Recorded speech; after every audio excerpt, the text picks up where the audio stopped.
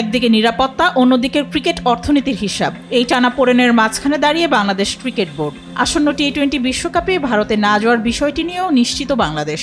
এ আসরে না খেললে আর্থিক ক্ষতিও গুনতে হতে পারে দেশের ক্রিকেটকে। কারণ বিশ্বকাপ শুধু মর্যাদার আসর নয়, এটি বিশ্ব ক্রিকেটের অন্যতম লাভজনক টুর্নামেন্টও। হিসাব বলছে বাংলাদেশ ক্রিকেটের মোট আয়ের 60% আসে আইসিসি থেকে।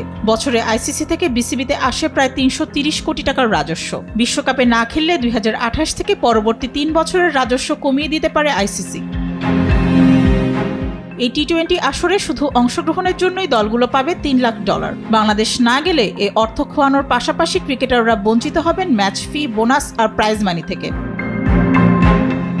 বিশ্বকাপে অংশ না নেয়ার গ্রহণযোগ্য কারণ দেখাতে ব্যর্থ হলে বিসিবিকে গুনতে হতে পারে প্রায় $20 লাখ জরিমানা, যা টাকার অঙ্কে প্রায় 24 কোটি।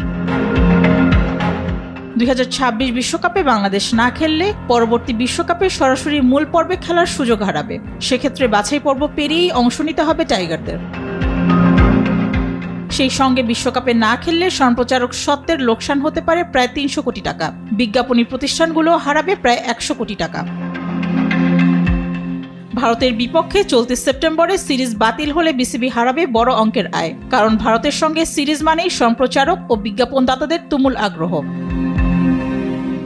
বাংলাদেশ বিশ্বকাপে অংশ না নিলে আইসিসি স্কটল্যান্ডকে আমন্ত্রণ জানাতে পারে। সেই সঙ্গে দেশের ক্রিকেটের বিরুদ্ধে আসতে পারে কঠোর পদক্ষেপ, এমন গুঞ্জনই ছড়াচ্ছে ভারতীয় গণমাধ্যম।